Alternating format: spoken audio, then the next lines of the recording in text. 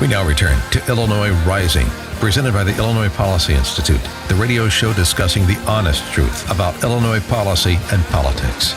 Here's AM 560's Dan Proft. Welcome back to Illinois Rising. I'm Pat Hughes, filling in for the great Dan Proft this week, and I'm joined by my good friend Diana Rickert, who's Vice President of Communications at the Illinois Policy Institute. Diana, recently the city of Chicago decided to try to expand its amusement tax to include live streaming like Netflix and Spotify. And it looks like Cook County Board President Toni Preckwinkle is following the city's lead because she is looking to expand the amusement tax in Cook County to include, among other things, bowling and golf and cable. Now, Diana, my mom, 71 years old, wonderful lady, loves to bowl. She's got a bowling league, and now if she does that in Cook County, they want to tax her. What's going on here? Well, so this is crazy. This is the usual Me Too syndrome that happens in government, is one body of government raises taxes and then the other thinks, that was a great idea. I'm going to raise the tax on this item or that item. And it's really a shame because we're getting nickel and dimed everywhere. I remember growing up, we didn't have a lot of money, and my mom would take us bowling in the summertime to pass the day, and it was really cheap. You know, she could take us out, my brother, sister, and I, a friend or two, a neighbor, for like $20 with shoe rental and renting the lane and getting a little bit of food.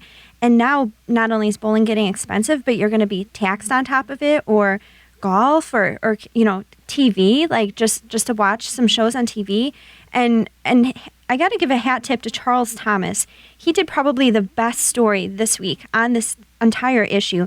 The idea that everywhere you go, left and right, you're going to get taxed here, taxed there. You're driving to the bowling alley, you're going to pay a gas tax. You're going to buy something, something cute to wear when you're going out bowling with your friends, you're going to pay a higher sales tax in Cook County. You're going to watch a movie at home, you're going to pay the Netflix tax or the Amazon Prime Live box, all of that tax. So Charles Thomas did this amazing story this week where he just talked about how everywhere you look, you're getting taxed at the city level, the county level, the state level, the township level, and you just can't escape, and it really all adds up.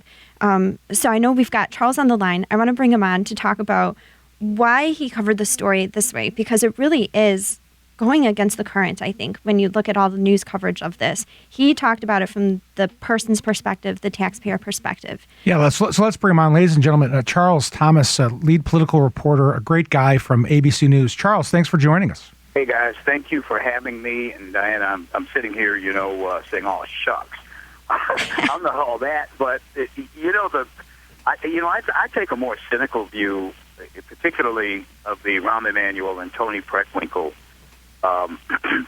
tax increases. I think they're tag teaming the public. I think they're conspiring between the two of them on what tax can you increase, what tax, then I'll do this one if you do that one. I think they made a deal. She will do the sales tax, and he'll wear the jacket on a city property tax because Toni Preckwinkle, of course, is not doing the property tax. He wants to do a garbage fee in the city. She wants to do, as you mentioned, the amusement tax, and including cable television, which is really going to raise a lot of money for the county. And they're doing this because they're trying to pay for the pensions and the spending, but they don't want to restructure. It seems as though they have made a decision that they are going to tax their way out of their fiscal issues, and they're not going to restructure. Hey, Charles. I think that's the bottom line. Charles, what's the politics of this? Because Preckwinkle campaigned, you and I met back in 2010 when I was running for the U.S. Senate, and you were reporting on that race and others. And at the time, Preckwinkle was campaigning on the fact that she wasn't going to raise taxes in the county. And you saw just earlier this summer, she raised the sales tax in Cook County, of course, driving up the costs of everything that is bought and sold in the county. And now she wants to expand the amusement tax. So she's campaigned against these things. Now she's raising these taxes. Emanuel's done the same thing. Are there political implications? You're around this stuff all the time. Yeah, because I think it runs through really both parties. All of these guys, nobody wants to be courageous, to have the courage to raise taxes when they need to be raised, even if they are, even if they're convinced that they're going to tax their way out of it. They don't want to raise taxes until right after an election, and that's what we're seeing in the city of Chicago right now. The mayor is doing this because he was just reelected after he wouldn't commit to raising taxes during his campaign. But that they all believe that if you raise taxes, you lose your job. They are career politicians, and that's their core belief. Because Todd Stroger, as you recall, he was the villain because he raised the taxes, the county sales tax back in, was it 07, 06, whatever it was, right after he was elected. That was 07. Right, and Preckwinkle campaigned against him on that issue. He was vilified. He was vilified even by those within his own party, of course, by Toni Preckwinkle, who basically hounded him out of office because of that issue. And now she turns around and raises the taxes. Well, in reality, among that set of politicians that believes you raise taxes to solve fiscal issues, he should have been hailed as a hero because he was the only one that had the guts to do it. So, Charles, you mentioned something really important. You said that because they don't want to reform, they're raising taxes, thinking they can tax their way out of the issue. Why does Toni Preckwinkle and Rahm Emanuel, why do they fear the wrath of the unions more than the wrath of the taxpayer?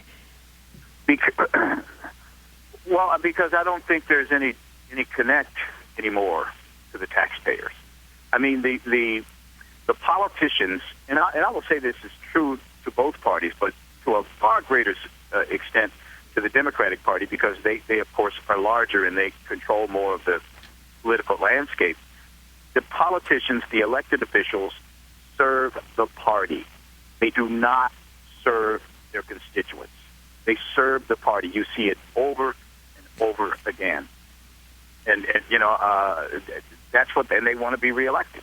And so a politician such as Mike Madigan, who is the Democratic Party chairman, they are beholden to him first, then the constituents. We see it over and over again. They do not vote the interest of their constituents. They vote the interests of their party leaders, who of course, are heavily lobbied in Springfield by that core of lobbyists you always see wandering around the Capitol. Well, Charles, then what's it going to take, right? Because in your piece, you talked about how you're getting taxed every which way you go. Right. I mean, you can't bowl.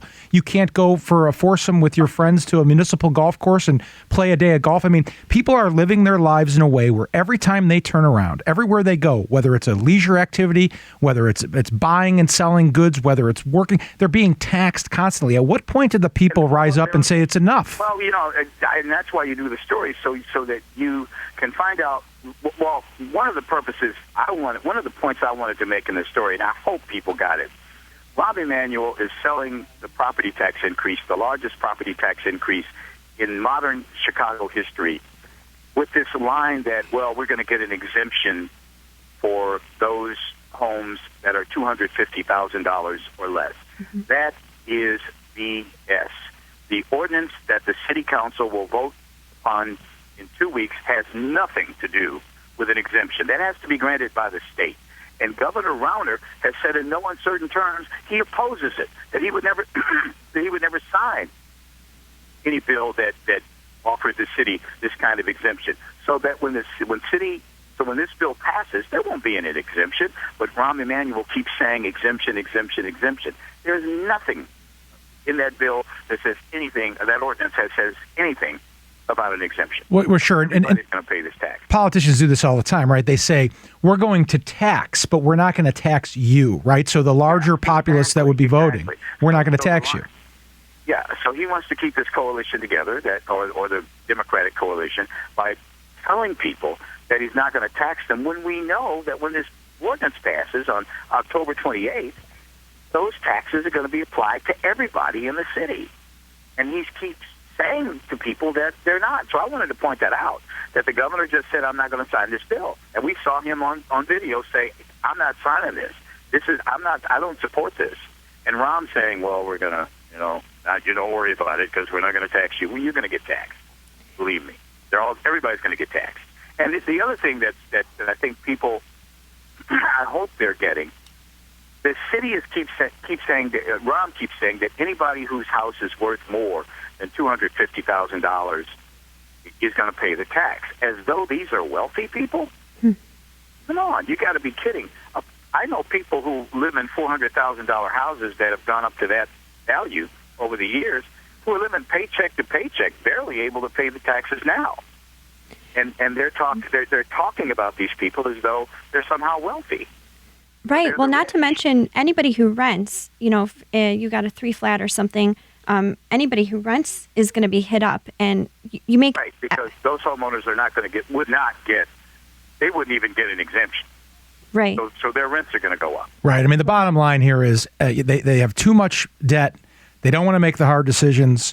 And as a result, they're going to tax everybody everywhere they can to try to make it work. And even that's going to be short. Charles Thomas, as always, it's great to talk with you. Thank you for joining us today on Illinois Rising. Thank you for having me